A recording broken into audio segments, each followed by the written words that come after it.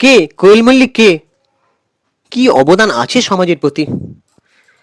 কোন দায়বদ্ধতাটা দেখিয়েছেন জীবনকালে? রঞ্জিত মল্লিকের মাইয়া না হলে সত্যি এত সুন্দর সুযোগ জুটতো তো? অ্যাক্টিংটুকুও কি পারে? হ্যাঁ ভাই, এই কথাগুলো আমি বলছি না। এই কথাগুলো ফেসবুক থেকে একজন রাইটার আমি দেখলাম লিখেছেন। নাম হচ্ছে নবমিতা বসু। তো তোমরা ভালো করে জানো যে যে কোয়েল মল্লিককে চাইলেও কেউ কিছু বলতে পারতেন না, মানে খারাপ বলতে ইচ্ছা করছে অথচ বলার সুযোগ নেই।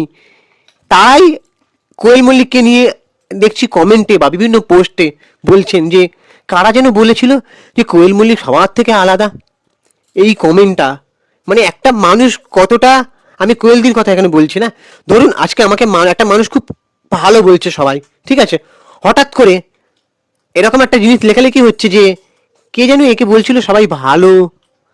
এই কথাটা একটা মানুষের কত একটা মানে অন্যরকম একটা কিছু দেখলে যেটা মানুষের এতটা অপছন্দের কাজ, তাহলে মানুষ এরকম বিরূপ মন্তব্য করতে পারে। মানে যেসব মানুষ চাইলেও বলতে পারছে না, মুখে স্যালুটে পাঠানো, সেই মানুষগুলো স্যালুটেপটা খুলে গেল বলার জন্য।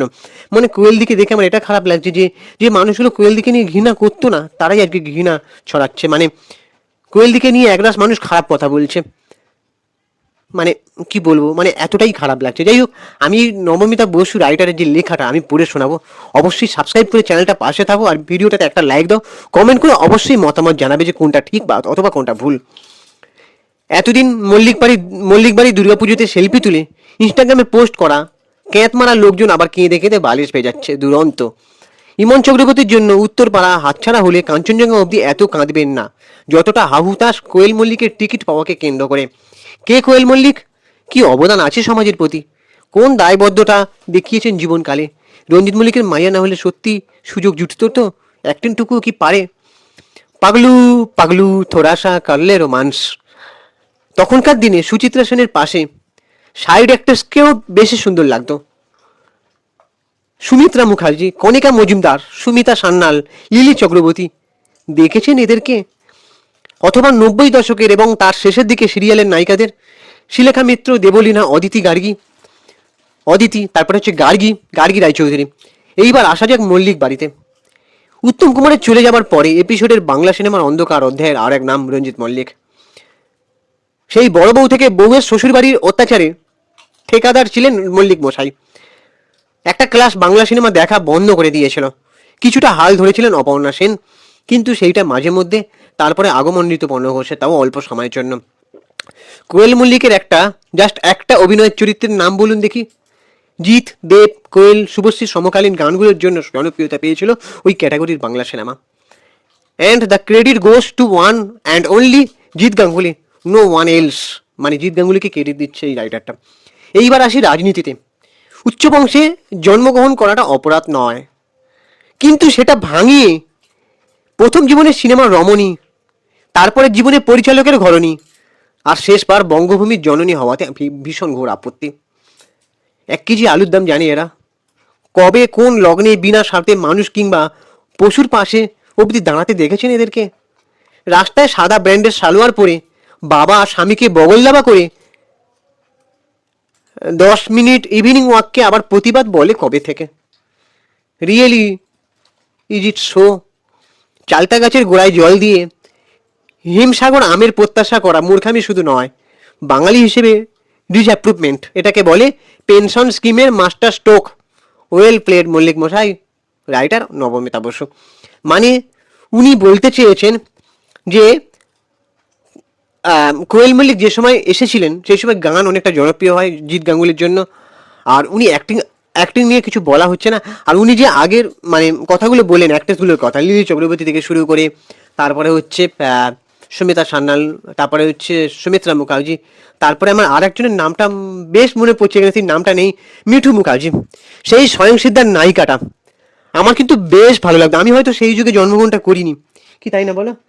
কিন্তু ওই নায়িকাকে আমার বেশ পছন্দের ছিল। মানে হয়তো উনি আমার কাকিমা জেঠিমার বয়সী, আর মুখের সৌন্দর্য ওনার মধ্যে কিন্তু ছিল, কিন্তু এই মানুষগুলোকে কোনোদিনও কোনো কন্ট্রোভার্সিতে দেখা যায়নি, অথচ সেই মানুষগুলোকে নিয়ে এত লেখালেখি করতে দেখা যায় না, বা অর্ধেক লোক জানেই না এই মিঠু মুখার্জি কে, বা এই আগের মানুষগুলো তারা কে জানেই না। ঠিক আছে, তাদের নিয়ে কোনো কন্ট্রোভার্সি হয় না।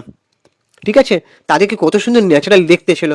ঠিক আছে, তারপরে আহ, উনি আরেকটা লিখেছেন দেখলাম যে উচ্চ বংশে জন্মগ্রহণ করাটা অন্যায় নয়। ওই যে বলছেন, মানে হয়তো বলছেন যে প্রথম জীবনে অভিনয়ের রমণী, তারপরে হ্যান ত্যান, তারপরে এখন বঙ্গভূমি, মানে যেহেতু রাজনীতিতে যোগদান করেছেন বলে উনি সব দিক থেকে আজকে খারাপ হয়ে গেছেন।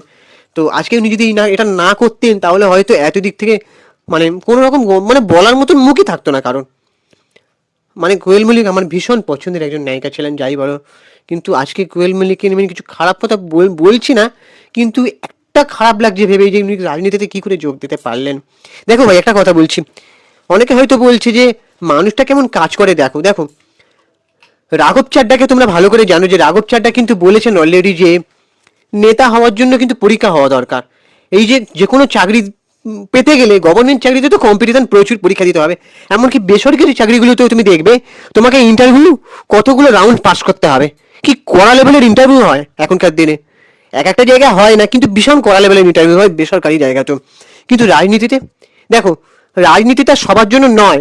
রাঘব চাড্ডা কিন্তু আর একটা কথাও বলেছেন যে মানে রাঘব চাড্ডার মত অনুযায়ী এই যে অর্থনীতি, ইকোনমিক্যালি, তারপরে রাষ্ট্রবিজ্ঞান, রাষ্ট্রনীতি, এগুলো জ্ঞান থাকা দরকার। যারা অভিনয় করেন তারা কিন্তু এই প্রফেশনে আসার যোগ্য বলতে গেলে নয়, কারণ তারা সেটা নিয়ে পড়াশোনা করেননি। এটাই আলটিমেটলি বলতে চাওয়া। একটা মানুষ যদি রাজনীতিতে আসেন তাকে মানুষের জন্য কাজ করতে হবে, সারাদিন টাইম দিতে হবে। অভিনয়টা একটা পেশা, কিন্তু রাজনীতিটা অনেকটা পেশা নাও বলতে পারেন। এটা হচ্ছে মানুষের একটা সমাজ সংস্কারের কাজ। অনেকে এটা সমাজ সংস্কারের কাজ বলতে হয়তো নারাজ যে এটা একটা পেশা ভেবে, কিন্তু রাজনৈতিক ক্যারিয়ারটা অনেকটা পেশা নয় বলতে গেলে, এটা সমাজ সংস্কারের কাজ। কিন্তু অনেকে সেটা সমাজ সংস্কারের কাজ বলতে নারাজ। তো জানি না এখন মানে কি হবে। কোয়েলদির মুখ থেকে এখনো কোনো বিবৃতি শোনা যায়নি, তবে এটা ভেবে খুব খুব খারাপ লাগছে। এতদিন ধরে রঞ্জিত বাবু এতদিন ধরে একটা মানে সম্মান খুইয়ে এসেছিলেন, যে মানে সম্মান মানে বজায় রেখেছিলেন সেই ইন্টারভিউ সিনেমা থেকে। ঠিক আছে, আজকে আমি কোয়েলদিকে নিয়ে আমি কত ভিডিও বানিয়েছি, আমি কোয়েলদিকে নিয়ে এটাও বলেছিলাম যে কেন কোয়েলদিকে নিয়ে কেউ টোল করে না, কিন্তু আজকে এত ভক্তদের নিরাশ করা হলো, মানে কিচ্ছু বলার নেই। যে মানুষ আর বলতে পারবে যে কোয়েলদিকে নিয়ে টোল হয় না? একটাই মাত্র নায়িকা ছিল যে আলাদা, তাকে নিয়ে টোলটা বলতে গেলে হতোই না, একদম খুব কম, খুব কম। একটাই দেখেছিলাম কোয়েলদির একটা স্টেজ পারফরমেন্স, সেখানে কোয়েলদি গান গাইছিলেন, কোয়েলদির গানের গলাটা একদমই মানায়নি, সেখানেই হয়েছিলেন। বাট বাদ বাকি সব কোয়েলদির নাচ থেকে শুরু করে অ্যাক্টিং, তারপরে ড্যান্স, কোনো কিছুতে, তারপর তার যে পার্সোনাল ব্যক্তিগত জীবন, শাড়ি পরে আসেন কি সুন্দর সব অনুষ্ঠানে, তারপরে সবাইকে সম্মান করেন। ঠিক আছে, এ কোনো কথা হবে না কোয়েলদিকে নিয়ে, এখন ইভেন কোনো কথা হবে না। কিন্তু এই যে রাজনীতিটা, মানে অ্যাকচুয়ালি ব্যাপারটা হচ্ছে মানুষকে, যে মানুষকে শিল্পী সত্তা হিসেবে পরিচয় দিয়ে এসেছে সেই মানুষকে অন্য কোনো প্রফেশনে আমরা দেখতে চাই না। আমরাই তো ভালোবেসে মানুষকে তুলি না, এবার আমরাই তো দুটো সমালোচনা করার জায়গাও কিন্তু আমাদের আছে, সেটা বুঝতে হবে। এটা আমাদেরও কিন্তু মানে অন্যায় অপরাধ নয়, আমাদের খারাপ লাগাটা প্রকাশ করছে, মনের অভিব্যক্তি কষ্টটা প্রকাশ করছে।